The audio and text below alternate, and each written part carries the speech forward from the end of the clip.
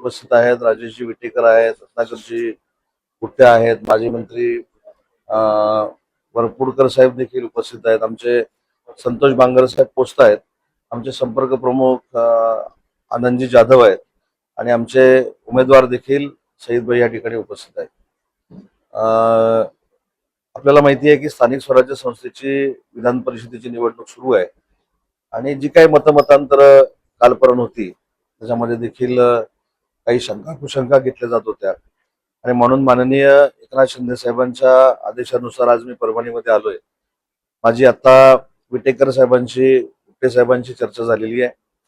जे फॉर्म भरले गेलेले आहेत राष्ट्रवादी काँग्रेस पार्टीकडनं गैरसमजातनं ते देखील मागे घेण्याच्या संदर्भामधला निर्णय आज आमच्या बैठकीमध्ये झालाय. त्याच्यासाठी स्वतः गुट्टे साहेब आणि विटेकर साहेब पुढाकार घेऊन आता ती प्रोसिजर पूर्ण करतील.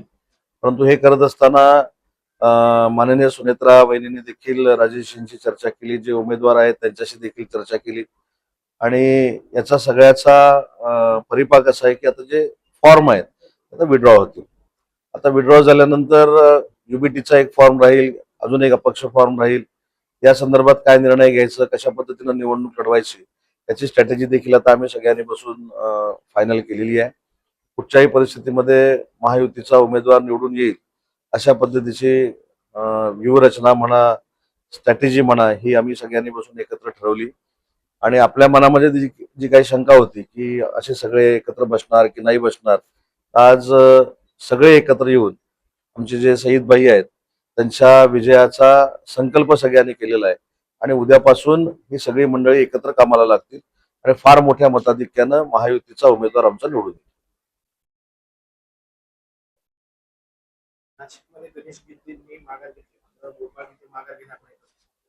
नाही, ठीक आहे ना, अजून 3 वाजेपर्यंत वेळ आहे. 3 वाजेपर्यंत काही गोष्टी क्लिअर होतील. या सगळ्या गोष्टींवर आपण 3 वाजल्यानंतरच बोलणं योग्य ठरेल.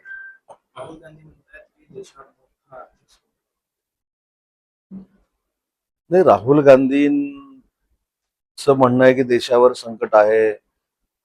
कुठं देशात बोललेत की बाहेर जाऊन बोललेत? कारण ते शक्यतो देशाची बदनामी बाहेर जाऊन जास्त करतात.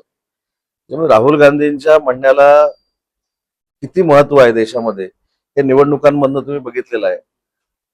महाराष्ट्रामध्ये असेल की देशभरात जी काही राज्य आहेत त्यांच्यामध्ये ज्या काही निवडणुका झाल्या तिथे पूर्णतः एनडीएचं सरकार आलेलं आहे. माननीय नरेंद्र मोदी साहेबांवर विश्वास व्यक्त केलेला आहे, अमित भाईंवर विश्वास व्यक्त केलेला आहे. त्याच्यामुळे त्यांच्या सांगण्याला किती महत्व आहे याची मला कल्पना नाही, पण त्यांचं कोण ऐकत नाही हे अनेक निवडणुकांमधनं भारतातल्या बंधू भगिनींनी दाखवून दिलेलं आहे.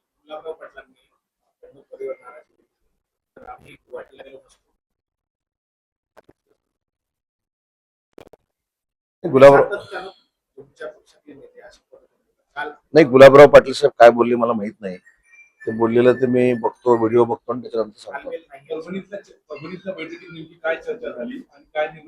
परभणीतल्या बैठकीमध्ये महायुतीचे उमेदवार फार मोठ्या मताधिक्याने निवडून आले पाहिजेत अशा पद्धतीचा संकल्प सगळ्या महायुतीच्या नेत्यांनी केलेला आहे.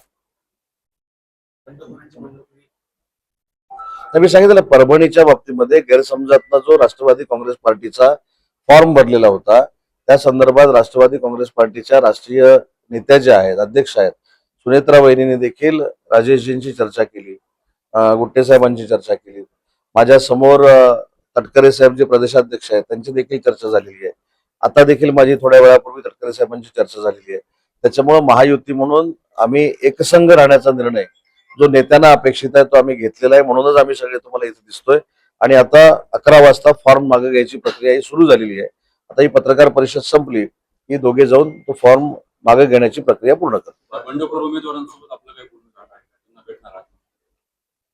नाही, आवश्यकता वाटली तर भेटेल ना मी, पण आता जर राष्ट्रवादी काँग्रेस पार्टीच्या उमेदवाराची जबाबदारी जर विटेकर साहेबांनी घेतलेली आहे तर मला काय त्यांच्याशी बोलायची आवश्यकता नाही. माझं विटेकर साहेबांची चर्चा झालेली आहे. राष्ट्रवादीच्या बंडखोर उमेदवाराबद्दल बोललं जाते, भारतीय जनता पार्टीकडनं जरी उमेदवारी अर्ज असेल तर भारतीय जनता पार्टीच्या नेत्या इथे बसलेल्या आहेत, त्यांचे पदाधिकारी आहेत, तिथे जबाबदारी घेतली. नाराजी नव्हतीच. भाजप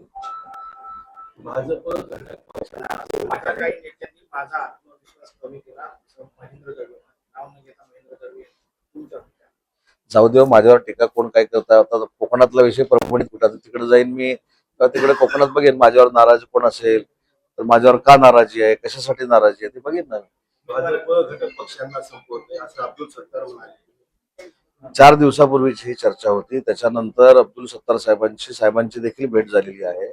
मी तुम्हाला एवढंच सांगतो की परभणी संदर्भातला जो काही निर्णय आहे तो सांगण्यासाठी आम्ही पत्रकार परिषद घेतली होती. बाकीच्या सगळ्या विषयांवर आपण 3 वाजल्यानंतर बोलू. नगरसेवक आहेत त्यांची 11:30 वाजता बैठक होणार असल्याची माहिती मिळते शहरातल्या. काय ते भाजपचे जे नगरसेवक काही आहेत काढून घेणार आहे, भरपूर साहेबांची बोलणं बैठक झाली. घेणार आहे. नाही, याच्यामध्ये मी तेच तुम्हाला सांगितलं की भारतीय जनता पार्टी असेल, शिवसेना असेल, राष्ट्रवादी काँग्रेस पार्टी अजितदादांची असेल, या संदर्भामध्ये एकसंघपणानं पुढे जायचा ज्यावेळी निर्णय होतो त्यावेळी ह्या सगळ्या गोष्टी कालपर्यंतच्या होत्या. आज त्याच्यामध्ये प्रचंड परिवर्तन झालेलं आहे. म्हणूनच सगळे आम्ही एकत्र बसलेलो. आता बांगर साहेब देखील या ठिकाणी आलेले आहेत. त्याच्यामुळे कुठच्याही परिस्थितीमध्ये महायुतीचा उमेदवार निवडून येईल अशा पद्धतीची रणनीती आणि एक संघपणा आमच्या सगळ्यांमध्ये आहे. भारतीय जनता पार्टीच्या नगरसेवकांची जर बैठक असेल तर ती महायुतीच्या दृष्टीनं सकारात्मकच होईल. अजिबात चिंता करण्याची आवश्यकता नाही. आणि त्याच्यासाठी मेघनाताई इथं आहेत आणि वरपुडकर साहेब देखील इथं आहेत. जळगावमध्ये मोठ्या राजकीय घडामोडींना वेग येताना पाहायला मिळाला. शिवसेनेच्या बंडखोर उमेदवार रेश्मा काळे सहलीवर रवाना झाल्याची माहिती आहे. आता जे मला माहितीच नाही त्याचं उत्तर मी कसं देऊ शकतो. मी माहिती घेतो जळगावची, जळगावला काय झालंय, कशा पद्धतीने झालंय, महेंद्र दळवी साहेब काय बोलले. बघा, मी थेट जे आलो ते इथं आलो, आमच्या सगळ्या लोकांची बैठक घेतली आणि परभणीच्या संदर्भामध्ये काय निर्णय झालाय यासाठी आपण चर्चा करतो. तर जळगावमध्ये काय झालेलं आहे, जळगावमध्ये काय झालेलं नाही, किंवा सिंधुदुर्ग. शिवसेनेचे सरकार हो, पण आता मला तुमच्याकडनं कळलं ना की जळगावमध्ये असं असं झालेलं आहे. मी तिथल्या लोकांची चर्चा करतो.